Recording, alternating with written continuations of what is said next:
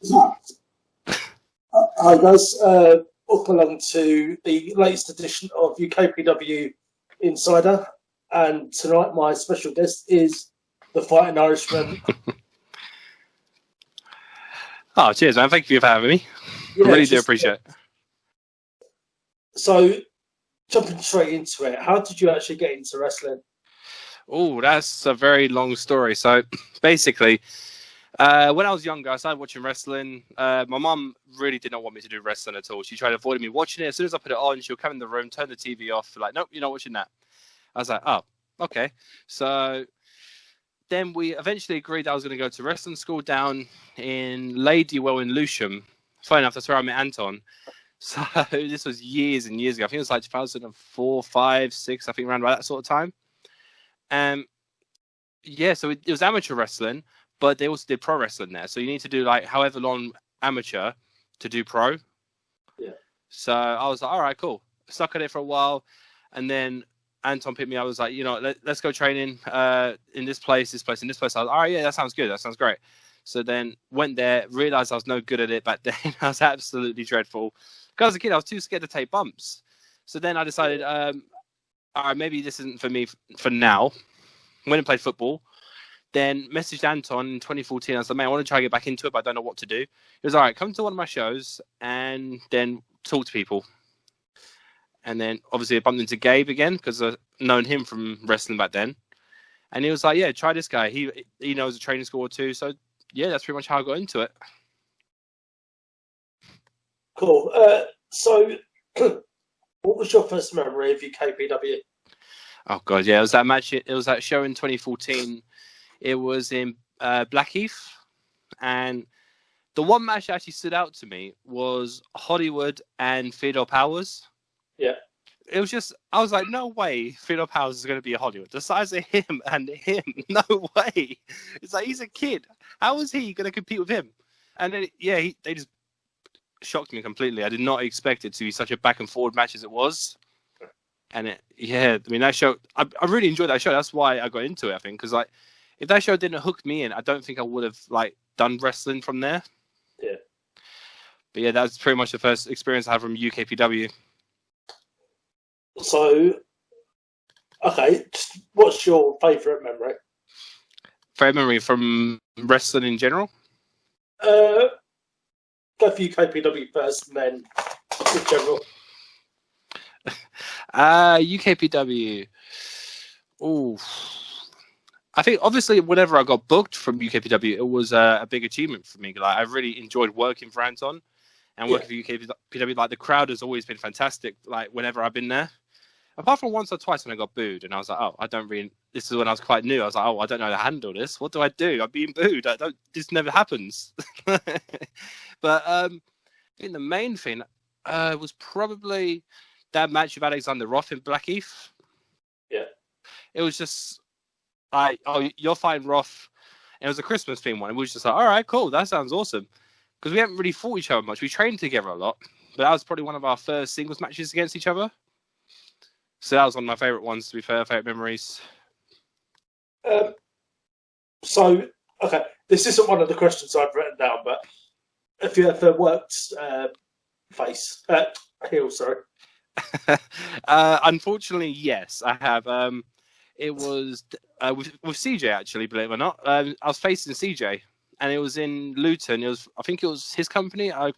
It wasn't Red Star. It was the one before that, I think. I don't know if it was his or someone else. I can't remember exactly. But they're like, oh, you're working heel against CJ. I was like, oh, okay. I haven't really practiced as a heel. I'm not good at talking as a heel. I'm good at talking as a face because it's easy. Like, come on, cheer. Like, yeah, come on, let's go, whatever. But working heel was absolutely embarrassing. Like, I did not know what the hell I was doing. I know my mates were in the crowd. They're like, oh, you can do this. And I kept looking at them every 5 minutes. It's like, am I doing all right? Am I doing all right? Yeah? No?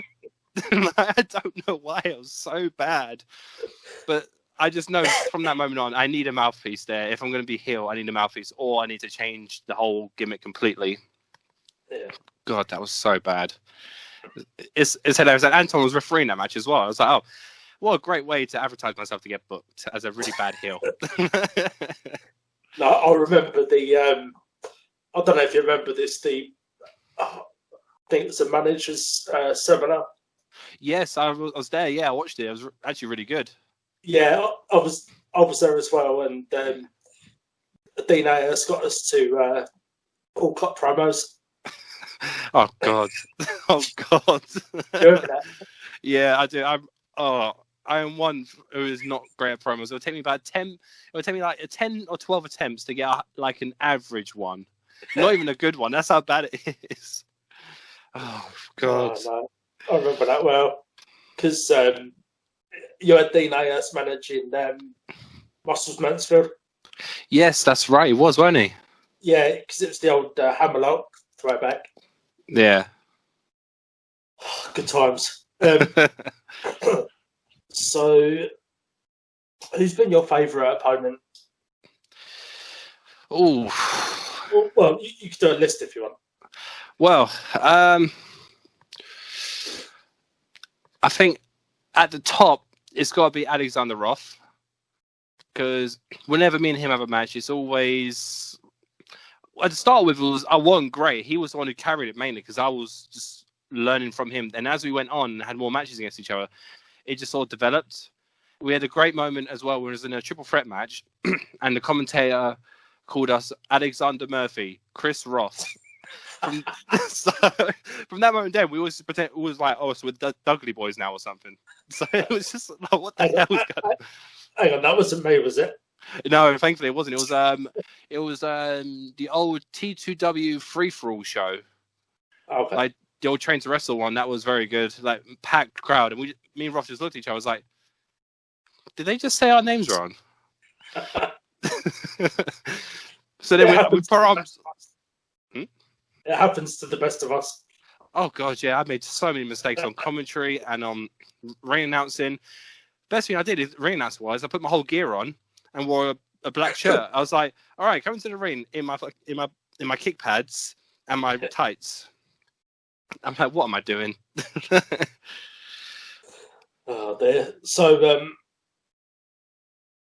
any funny moments, like during matches? During matches, oof. Well, years ago, me and my group of mates from wrestling, like, we all decided to do dares.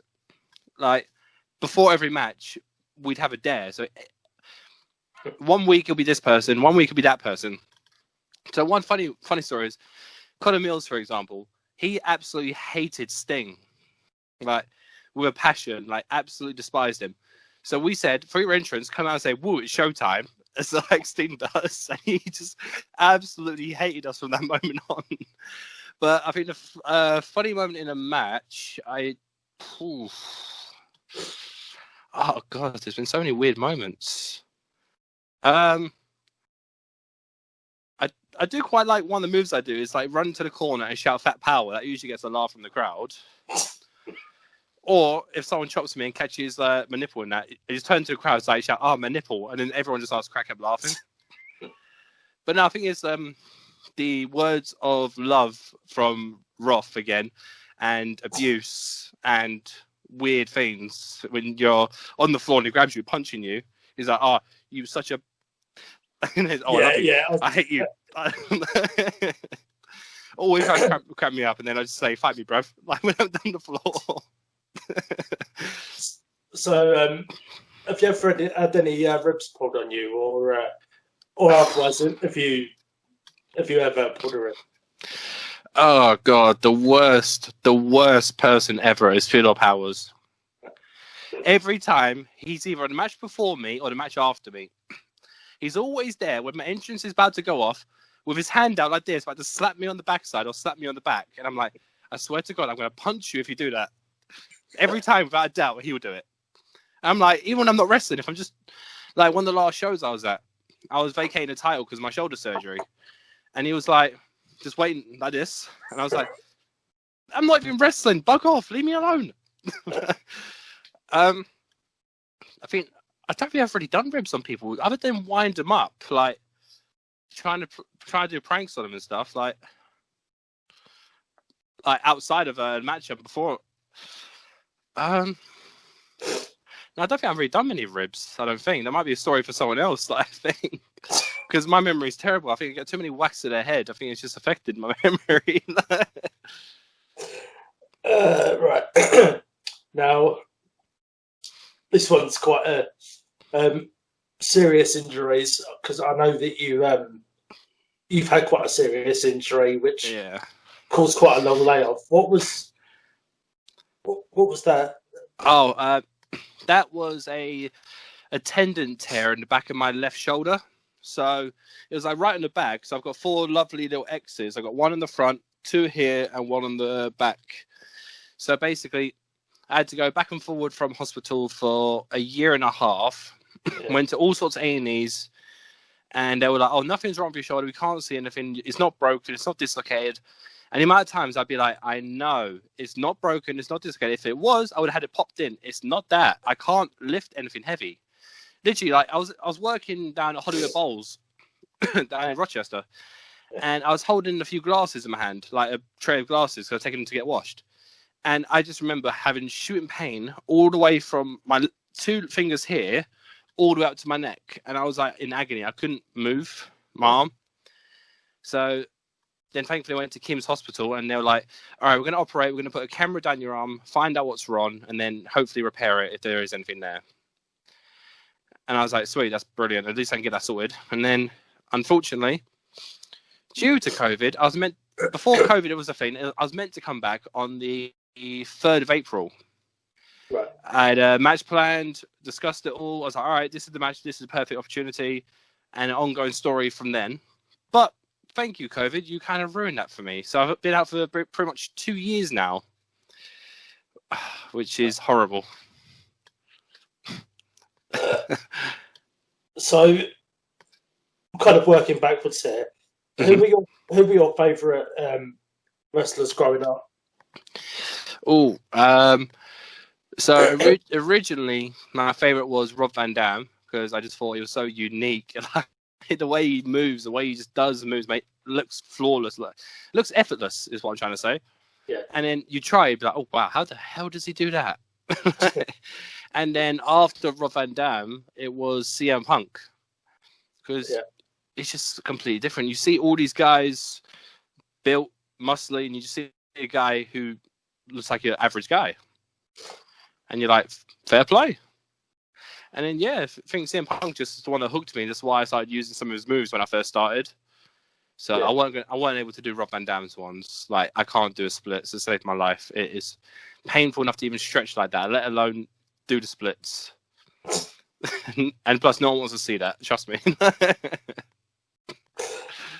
Right. So, who would you say is your closest friend in the industry?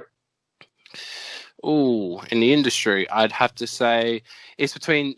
It's actually, there's quite a few. I do get along with a few. Like me and Theodore Powers, for example. Like, we've known each other from that first UKPW show, the UKPW show I went to, and since then we've always been close. As much as I hate him at times, no, he's always been there for me, to be fair. And I mean, it's one guy who we've never faced each other. Like, we've always been that sort of like, oh, we're going to face you. I'm going to fight you. Blah, blah.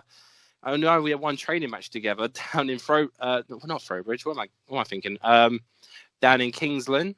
And I remember it was a training match to see if we can get onto the show, because I was quite new at this point. I nearly knock him out, and then I give him a busted lip, and he nearly knocks me out.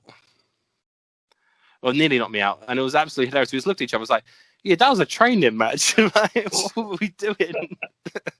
So, but yeah, other than that, I think my two closest ones, I've got to say, is Alexander Roth and Kieran Corrupt. Yeah. So them two, we've been close like since day one.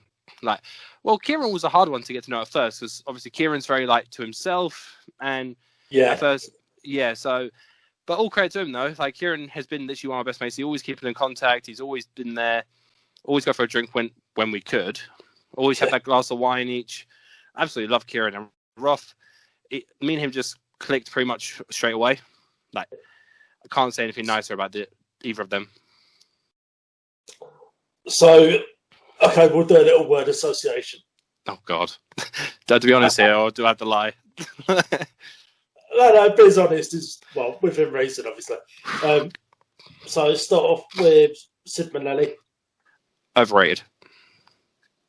Oscar Mansfield. Veteran. Trash Man. Hairy armpits.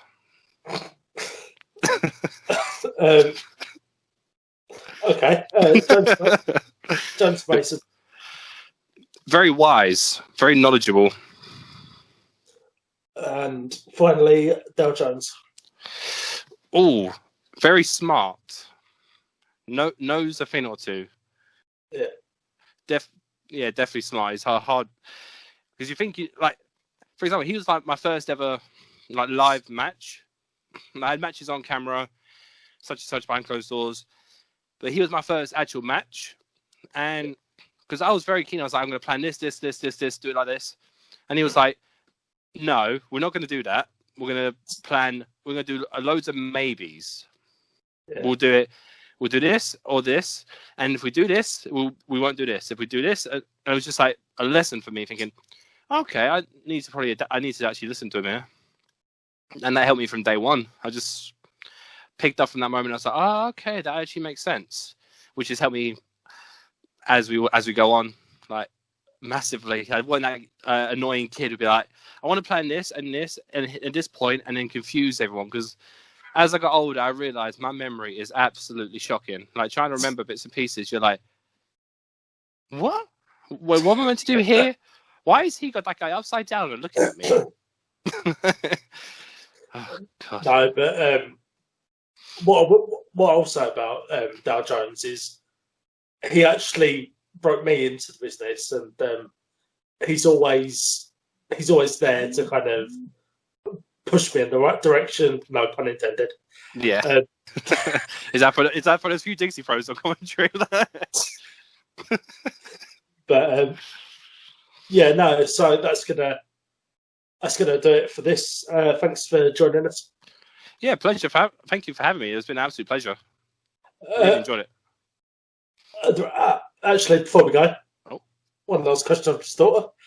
Eddie, who are your dream opponents? Are we talking about like WWE and... No, UK. Oh, UK. Ooh. So is it someone I haven't faced, or if I want to face again? I don't know. There's a few. I mean, Fentos is someone who I've not faced yet. Like in a singles match, we had a 6-man tag with like NIC, Sibnelli, Fentos, and yeah, so it's like a 6-man tag match.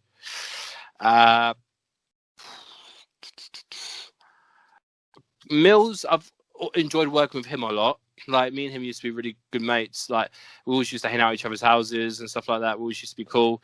But he's just gone from like I was the one giving him advice when he started. I was like, do this, try this, and he's just like, I'm here, and he's like way more advanced than me. Because I remember his first outside booking was actually an idea by me. I was like, come with me, and we'll see if we can get you booked. And he stole the show that night. It was him and funny enough, it was him and Theodore Powers. Yeah. And it was in Luton, and I was like, yeah, come with me. This might help you, and see if you can get on. And then yeah, it was absolutely. He's just a git for going that far above me. But during opponents, I've got to say I want to face Anton, because he used to train me when I was a kid, and he's the one that helped me get back into wrestling, and he never wants to face me, which is quite funny. I really want to face him. I keep saying to him at every UKPW show he went to the last few years, when do you mean you're going to have a match? Are we going to have a match now? He's like, no. You're all right. You're all right. No. Maybe some point. I was like, all right, can we make it now? So yeah, I've got to say Anton to that, because I really want to face him. So it's kind of teacher versus student. Yeah. Which I think would be good, like, because that would be one I would even be willing to turn heel for.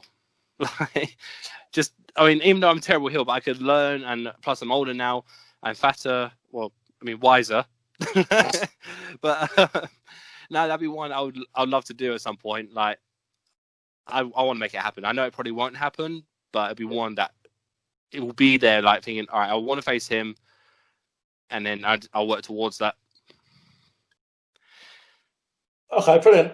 So, Chris Murphy, thanks for joining us. Thank you very much for having me.